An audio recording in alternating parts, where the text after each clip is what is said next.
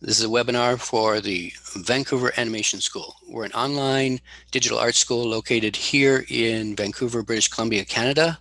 We've been around for almost 10 years now, and my name is Calvin Leduc. I'm the head of faculty. I'm also one of the computer animation instructors. Okay, so where did you go to school? I studied at School of Audio Engineering in Singapore. It was a media school. They were offering a course on film. It was mostly about theory and stuff, not much into practical. So I was mostly a self-taught artist. Oh, so did you learn at home or did you learn in the studio? Mostly while at the studios, like working. I mean, I found that too, that after I finished school, I think I learned more in the first 3 weeks than the 3 years I was at school when I went to a studio, because there's so many people that know more than you, and you learn from all these. If there's 25 people, you have 25 teachers. Yes. So let's go back to your professional career. Can you tell me where you started in terms of map painting and what you were working on? Sure. I started in Singapore. I was studying. I studied there. I did like almost 2 years degree course over there in media studies, and from then on, I started doing commercials, TV commercials. But I always loved film, so always back in my mind, I wanted to work on big feature films, and I did about commercial work for like almost 2 years in Singapore. Then I went back to India, where I had opportunity to work on a big feature film. And while I was doing a lot of compositing work over there wasn't much matte painting in India at that moment. At that time there wasn't much matte painting work over there. But I did got some opportunity while I was doing compositing work to do work on environment shots, and I kind of felt like I could do a lot of matte painting work over there. Then I took that opportunity and I started doing matte painting while I was doing compositing, and then I applied at studios outside India, and I think it was Worldwide FX in Bulgaria. They got my reel, and even though I applied for a compositing position, they contacted me and asked me whether I would like to work on matte painting. I was super excited. I didn't expected that because I didn't had any prior experience in matte painting, but they somehow thought that I could be good at matte painting, and I took that opportunity and I went to Sofia, Bulgaria, for a 3 to 4 months contract in that studio to work on Expendables 2. That was a lot of fun time. Yeah, was that exciting? Oh yeah, definitely. It was really fun times because it was a studio. It was a real studio, the Sofia, Bulgaria. They actually had an actual set, and the people were filming over there. So it was almost feeling like being part of the whole process. So I did a lot of matte painting work on that show, and then I kind of never looked back. I thought, okay, this is it. I'm gonna start doing matte painting from now on. All right. What did you follow that up with? After that, I went to work on I think it was a Kazakhstan movie in Istanbul. I went to Istanbul for 5 6 months. So I was doing a lot of compositing and matte painting work on that film. And then it was kind of a mixed bag sort of situation because I had a lot of experience in compositing, and I was accumulating some experience in matte painting as well. So I was like taking opportunities as it comes. So then I went to Beijing. I did some compositing for this Gerard Butler movie, Olympus Has Fallen. Then I came back home. Then I was doing a lot of matte painting work, doing freelance from home, and that was a good opportunity for me to slowly acquire more experience in matte painting. So at that time, I had an opportunity to go to London to work on Christopher Nolan's Interstellar. So that was a good opportunity. Then I took it. I was doing compositing for like 4 months there. After that, I again I was going. I wanted to go back to matte painting, so I took an opportunity in Vancouver, in NPC Vancouver at that time in 2015, for 4 months there. All these contracts were short term, was budget based. So I was switching places, switching cities, traveling all around the world. That was it. Uh, well, after NBC, I went to Dubai to do some experimental work on virtual reality. Uh, so I was in Dubai doing commercial work and virtual reality for about a year. And after that, I was back in Canada. I went to Toronto to work in rocket science visual effects. Over there, I was doing both compositing and matte painting. Uh, Almost 2 years, I worked there on mostly high-end TV shows like The Expanse. It's a sci-fi show. I think right now it's airing on Amazon Prime. Then I did work on Badlands, Into the Badlands, and a couple of other very exciting shows. Right. After almost 2 years there, I joined Mr. X in Montreal. This was in 2018. Uh, Over there, I was the lead digital map painter. Worked on Adastra. So that was one of my big break as a lead digital map painter. I worked on the like the opening sequence of the movie as a map painter. So that was really fun times there. And late the after that, it was last year, I went to Frame Store in London. Worked on lastly I worked on James Bond, uh, then Doolittle, then a couple of other projects that's not released yet. I've been teaching at VANAS for I think nearly 5 years now.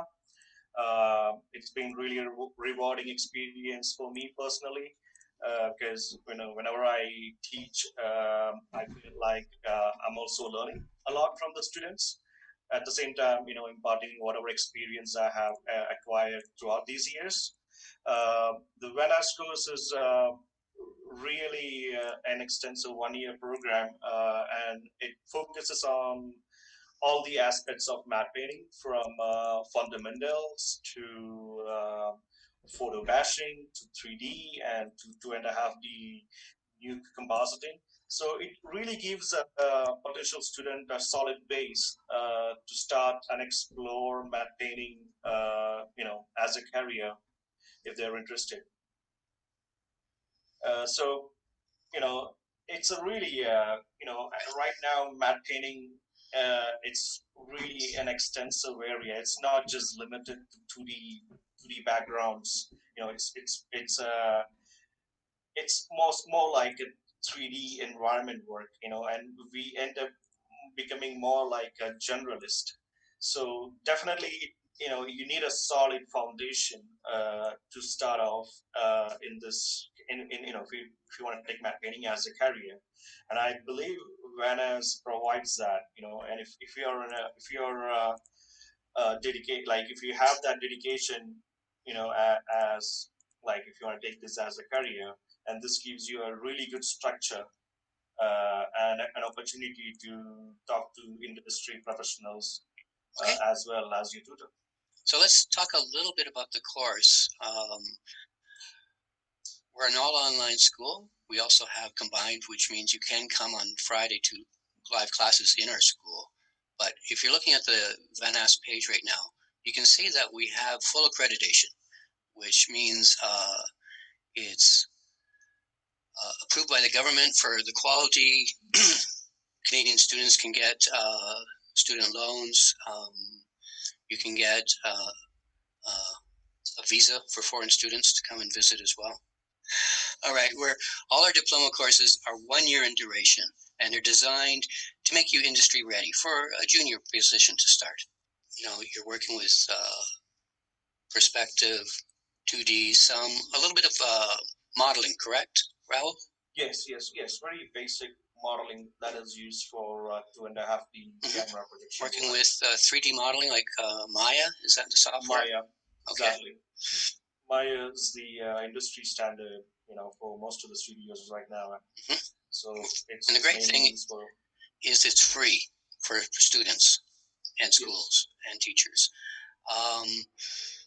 you have to have a portfolio that gets approved by our school to join any of our diploma courses. And if you don't have a diploma, then we have this new 3-month intro to digital arts.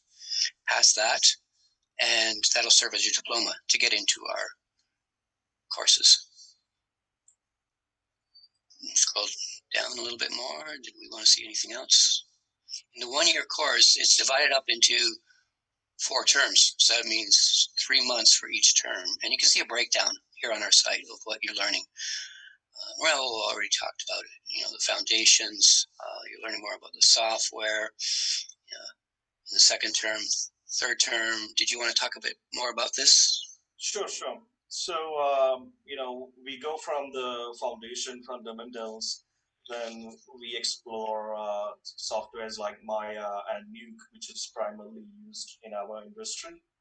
Uh, then the students will have, once the foundation and the software techniques are established, then the students will have opportunity to explore much further into doing their own personal projects using all the knowledge they have acquired in the first 2 terms. Then the last 2 terms is mostly polishing and honing their skills to develop a portfolio by end of the course. This is such a specialized course. From everything I know, previously, the only people that knew how to do matte painting were in Europe. And the industry literally came to us here in Vancouver, British Columbia, and requested, we just can't find people in North America that know how to do matte painting. Could you help us to train them? And we said, yes, we set up this course. And I'll let you talk about this now, Rahul. These are student examples of matte painting. Yeah. These are all students' example, and as you can see, we take we let the students take a photograph from the local neighborhood, and then we, work on it as like, they would actually work on it on a plate in a studio. So they get to, acquire knowledge about how to capture like a footage, and then how they can go about, establishing a matte painting shot based on actual world scenarios. It's very impressive. So if otherwise, we can always find footages online, because it's not sometimes easy to capture, like go and shoot yourself. So we have been open to downloading footages from online and then working on based on those as well. So it's very much based on real world scenario, like how you would approach a shot in studio. That's exactly how this course is designed as well. So there we can see, in terms of what matte painting is, it's pretty exciting. You're taking live action, and when matte painting really works, you can't even tell that it's there. You're changing the season, you're adding snow, you're increasing what you're seeing, you are adding the second story to a building, or putting boats into lakes, all that stuff. Really exciting. Yeah, like, you get to take something and really expand on what it is actually being shot, or even take that into something that is not even practically possible, like, make an environment into a Martian environment, or like a planet that we don't even know about. So it's really exciting because it gives you a lot of opportunity, not just to explore in terms of like realistic environments, but also like fantasies and science fiction, and you name the genre, is there. It's not just limited to one aspect. It's very open, and gives you a lot of opportunity. And the most exciting thing I feel about matte painting is, like what Calvin mentioned, when you do your work properly, like, and when you do it right, like, they won't even know that you've done something. Exactly. Now, the way the school's set up, we're an online school, so you can take your classes from anywhere in the world. All you need is your computer, your headset, Wi-Fi, the internet. You get 2 live classes a week, each an hour in duration. One class will be the teacher demoing and lecturing how to do the assignment, and the other class will be where they look at your submitted assignments and they're critiquing it, reviewing it, answering your questions live, which is really nice because I did a BA online years ago and there was no live portion in those classes. Everything was just recorded and you would type a question to them and a week later you get an answer and, not a great connection. You have a third class that you can attend as well, which is Maya support. We have this great instructor, Herman, in Germany, and he's our Maya specialist. So Maya is like a studio in a box. It's a high-end, well, it's the studio standard now for 3D animation, but it does compositing, modeling, lighting, animation, audio, you name it, right? And it's a lot. It's like being in control of a aircraft carrier by yourself. It's a lot to learn. So this is why it's great to have this extra class that you can attend, and anything you want to be studying that you don't know, he will teach you. I love that. Do you have any advice, Raul, for students? Sure. I think this is like a really extensive course, and there's a lot to learn, like what Calvin mentioned. And I think what if you're new to visual effects or matte painting, what a good approach would be like you should have a patience. You should have that patience and persistence in the beginning to not to get intimidated or give up. Just take your time and listen to your tutors and work with your peers. To create a support system for yourself. That's a good advice because I'm sorry if I cut you off. No. Everybody's at a different level. Okay, guys, in your education, in your career, and just accept that there are going to be people better than you, but you just have to keep working and improving and studying, and you will get better, right? You can't expect to know everything. That's why you go to school, is to make lots of mistakes and to learn, right? And expect to continue to learn when you're in the industry and continue to learn while you're between jobs, right? It's a never-ending process, and that's what I love about the digital industry is, you're always improving, you're always learning. Software is always changing, right? There's always new tools.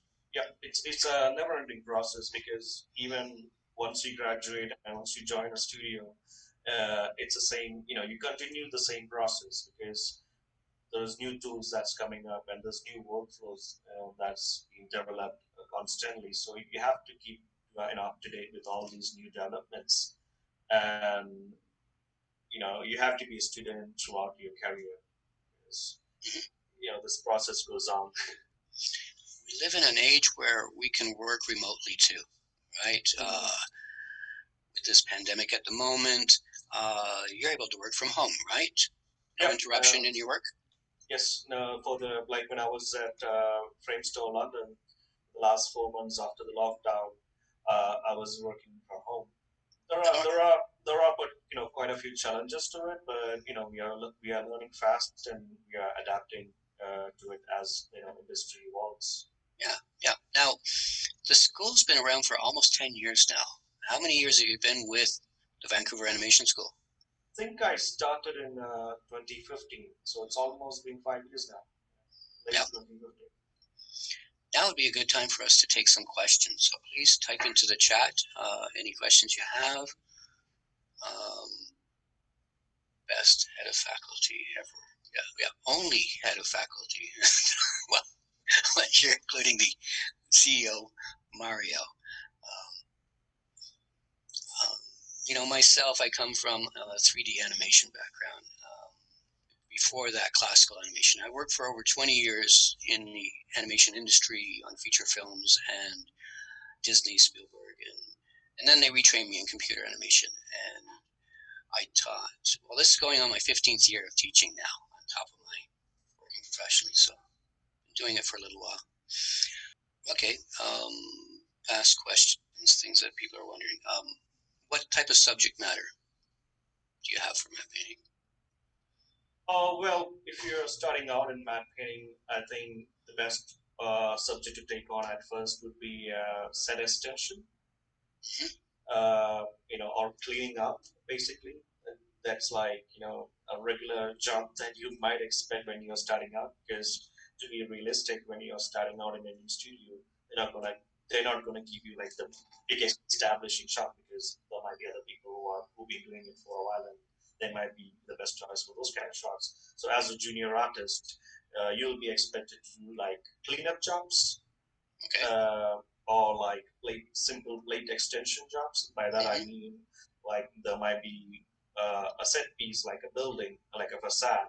You might need to just extend it, the top part of the building, to make it look like a complete structure, Yeah, it's or good like advice.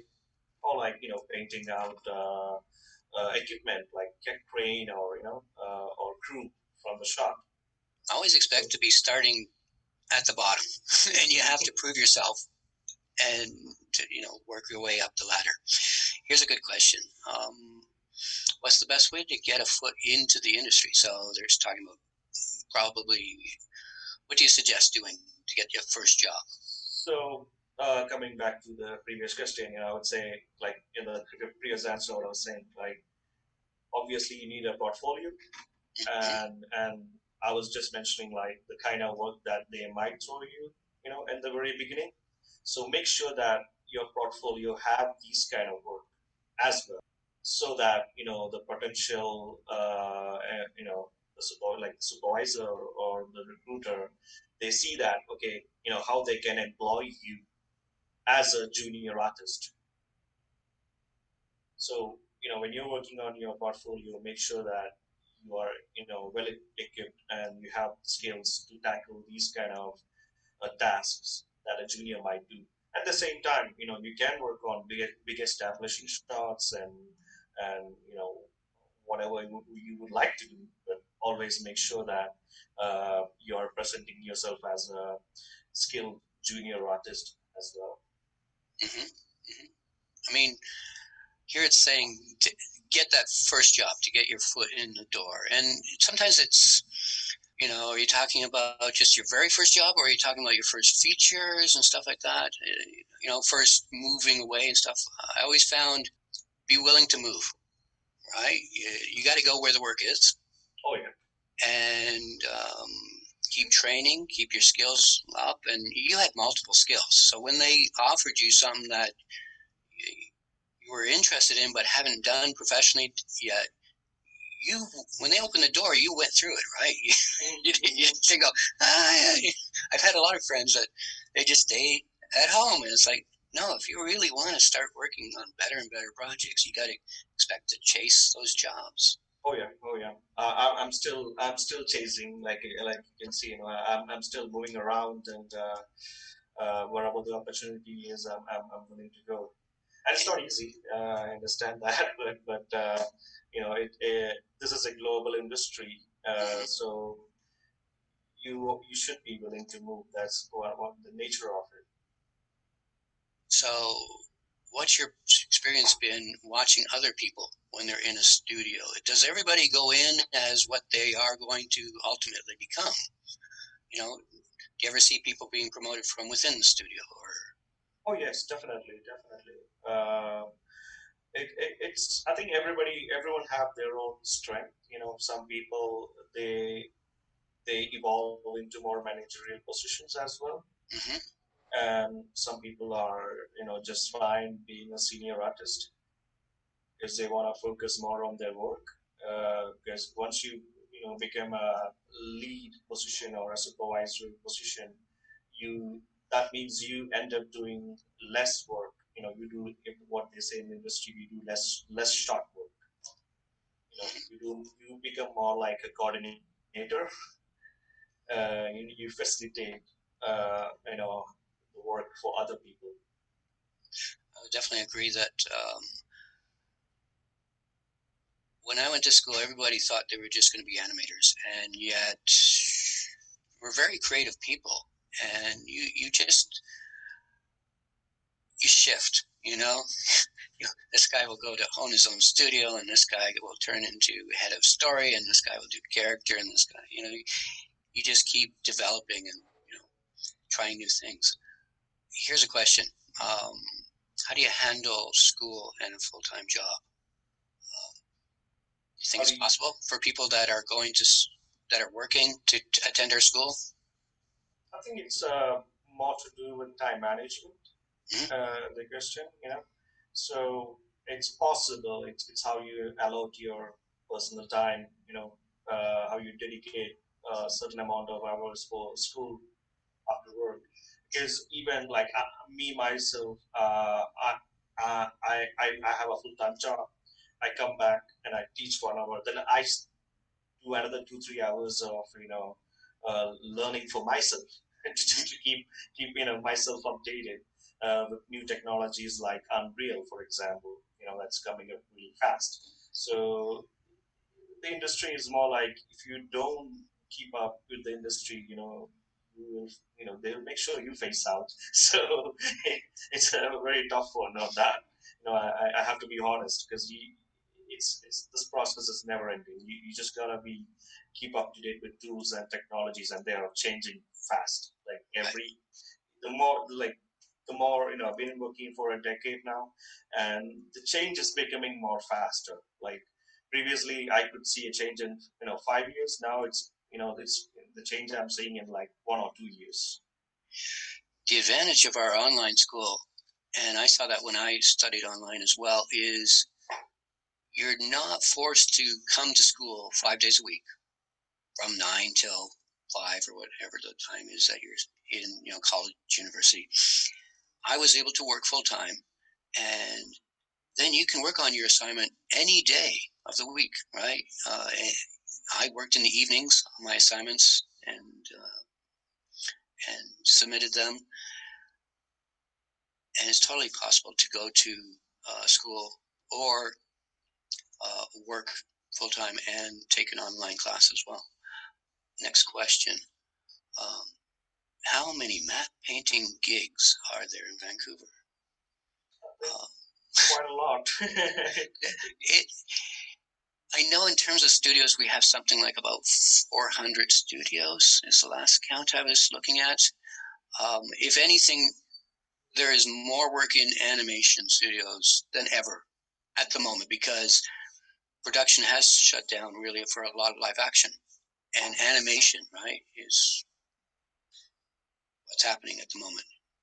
I think animation is like really picking up pace right now. And in fact, I'm starting at an animation studio next month as a lead matte painter. So I'm just going with the change in the industry right now because the live action has slowed down. So matte painting, in that way, matte painting is really good because you can switch between industries in matte painting because matte painting is there in animation, matte painting is there in game cinematics, matte painting is there in TV commercials, and matte painting has been extensively used in TV shows as well. And TV shows production hasn't been that much affected compared to live action. Mm-hmm.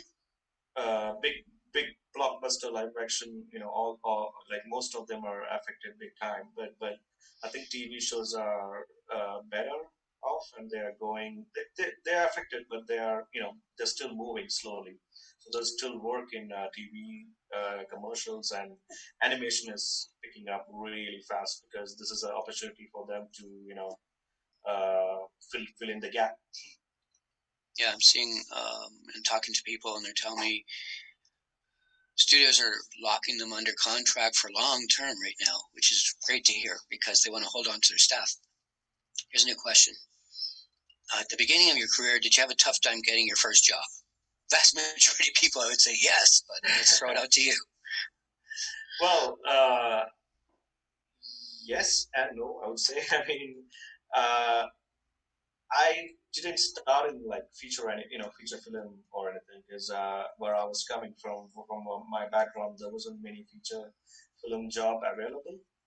So I took whatever I could afford. I went into TV commercials. That was the most easiest place I could find job.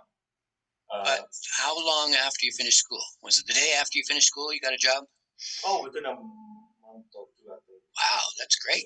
Yeah. For me, it was about 6 months.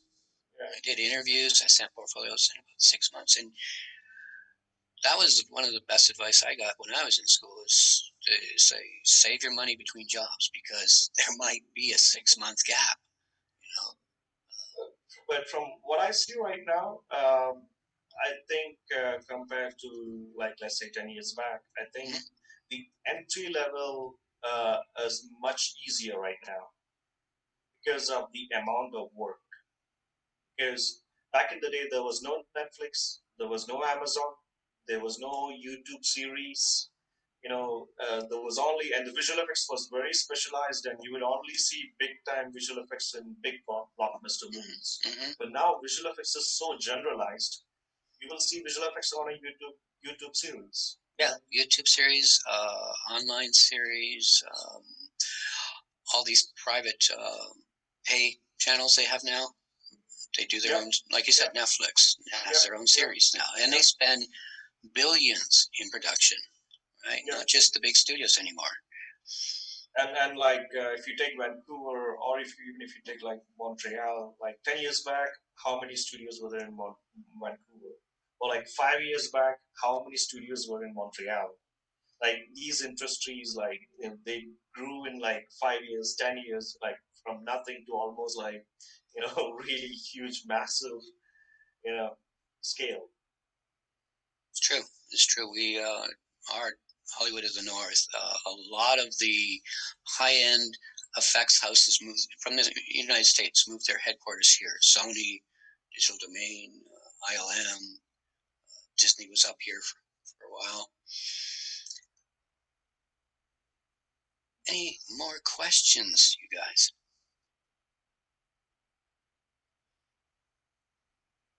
Any comments you want to make, Rahul? Not Okay, how about this? Attitude.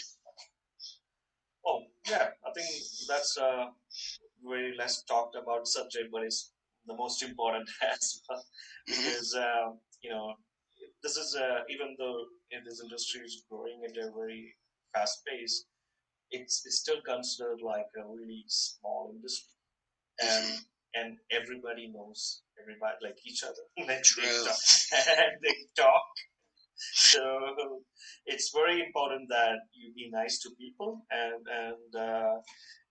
you want to build the image in the industry that you're easy to work with, because like something like a negative thing spreads very fast, so you don't want to give that chance. So you have to work on your character, and you have to work on how to accept constructive criticism, and be social with your colleagues, because that's very important, because the projects we are working on, they could get really really stressful towards the end of the project because of the deadlines. That's the nature of the business, and at those times it's very important that you keep your composure, you keep your cool, and you make sure that you're not losing any nerve, and you're not spreading any panic in the team, so that people like to work with you again, because like especially in the beginning of my career, I was working on a lot of short-term gigs, like 4 months, 3 months. So I'm always looking for a next job, and so my colleagues, so they get hired in another studio, and only if I'm nice to them, they will recommend me. Otherwise, So true. So true. The majority of your work, same with my work, I got through recommendations of people that I worked with. Right? People only want to work with people that they like. Exactly. Yes. And what you said is stressful because you can be working long hours, and you could have short deadlines, and right, you have to be able to turn things around. You have to do what you say you're going to do. If the shot's due Friday, then don't go partying Wednesday, Thursday, and not working, right? Yeah, professionalism, very important. So I really want to thank you, Rahul. And any last questions? I'll wait a few seconds and see if anybody writes anything in. If not, I'm going to start wrapping this up.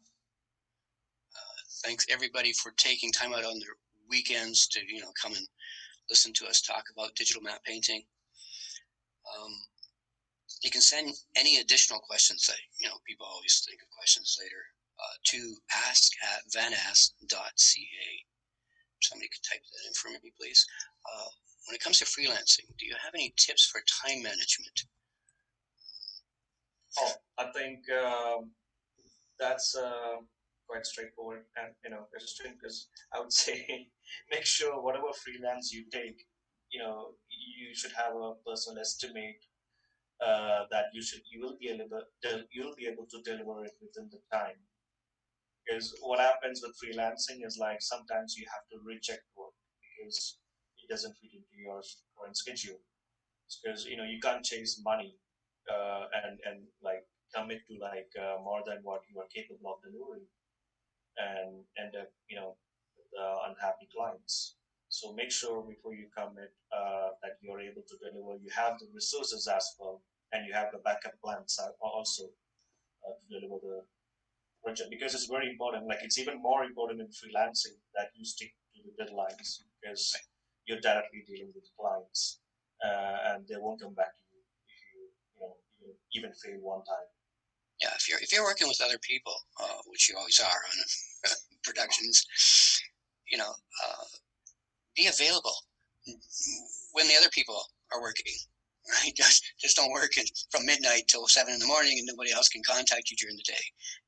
Set your alarm, get to work on time, or work during standard times, even if you work at home. Right? Do your 8-10 hours between this and this time, so you're available. Right?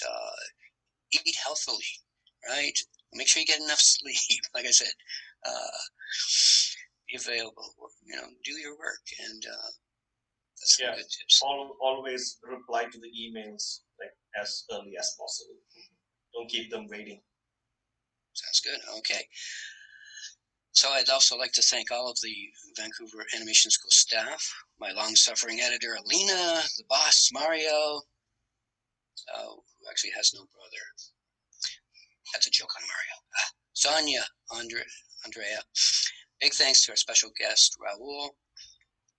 Thanks for everybody that attended us. I hope to see you guys in the future. Drop by our school. That's what we're here for. Okay. You have a great weekend, Rahul. Thank you. Thank you. Along with all of our... Great talking with all of you. Thanks so much. Okay. Take care, guys. Ciao.